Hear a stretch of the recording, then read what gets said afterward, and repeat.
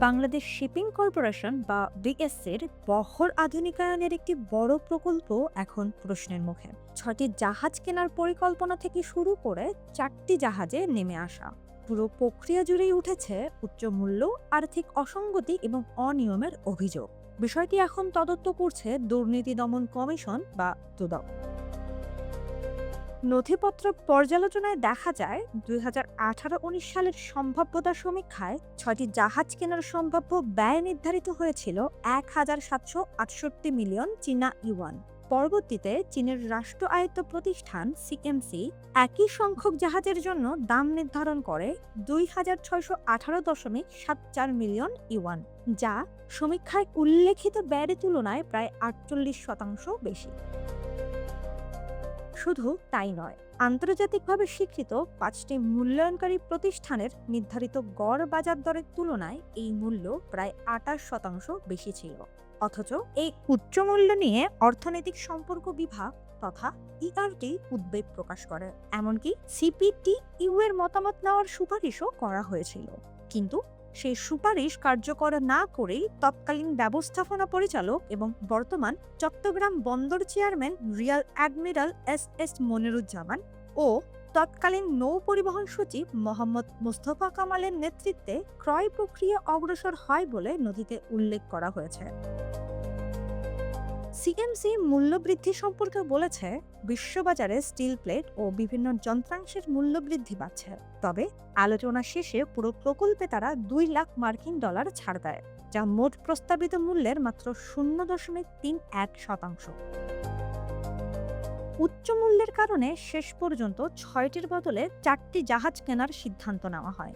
একই বাজেটে 2টি প্রোডাক্ট অয়েল মাদার ট্যাঙ্কার বাদ দিয়ে কেনা হচ্ছে 2টি ক্রুড অয়েল মাদার ট্যাঙ্কার এবং 2টি মাদার ব্ল্যাক ক্যারিয়ার।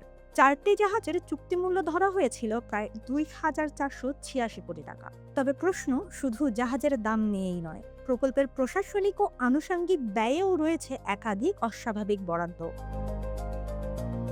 সবচেয়ে বেশি আলোচনা হচ্ছে সরবরাহপূর্বক লজিস্টিক সামগ্রী নামে প্রায় ৪ কোটি টাকার একটি থোক বরাদ্দের বিষয়ে।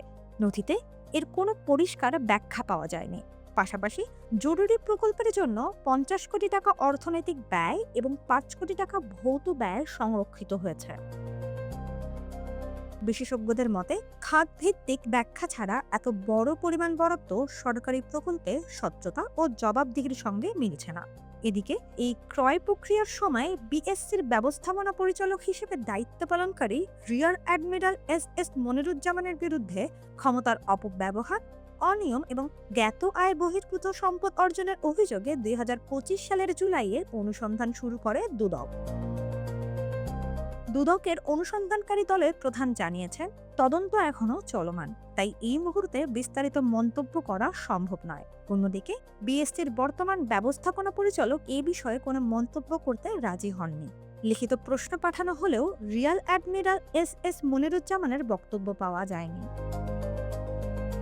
ট্রান্সপারেন্সি ইন্টারন্যাশনাল বাংলাদেশের উপদেষ্টা প্রকৌশলী দেলোয়ার মজুমদার জাতীয় অর্থনীতিকে বলেন, সরকারি ক্রয়বিধি অনুযায়ী সর্বোচ্চ মানের পণ্য সর্বনিম্ন যৌক্তিক মূল্যে কেনা বাধ্যতামূলক। তাই এই প্রকল্পে সেই নীতিমালা অনুসরণ করা হয়েছে কিনা তা নিরপেক্ষ তদন্তের মাধ্যমে নিশ্চিত হওয়া প্রয়োজন। একই সঙ্গে অভিযোগ প্রমাণিত হলে সংশ্লিষ্টদের বিরুদ্ধে দৃষ্টান্তমূলক ব্যবস্থা নেওয়ারও দাবি জানিয়েছেন তিনি। এখন নজর দুদকের তদন্তের দিকে। এই অনুসন্ধান শেষ হলে কোটি কোটি টাকার এই জাহাজ ক্রয় প্রকল্পে ওঠা অভিযোগগুলোর সত্যতা কতটা সেটি সামনে আসবে।